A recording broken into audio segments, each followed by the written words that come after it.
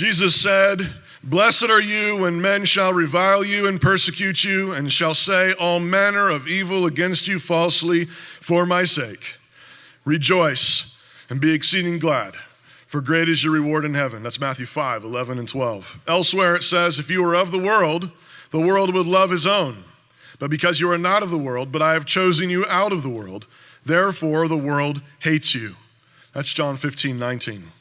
Jesus said that we should expect to be hated by the world, and he said when the world shows that hate through reviling, smearing, slandering, and lying their heads off, our response must be first and foremost rejoicing. There may be other responses to take as well. There are times for responding to the false accusations and bigotry, sometimes through private conversation, sometimes through public statement, and sometimes through even legal litigation. But the foundational tone prior to any response must be joy. Jesus says that it is a blessing to be reviled and persecuted. And he says we should rejoice not because we take some kind of masochistic delight in being mistreated. No, Jesus says we are to rejoice and be exceeding glad because great is our reward in heaven.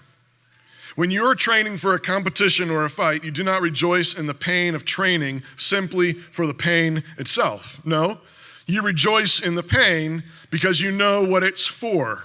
It's preparing you to win. It's preparing you for glory.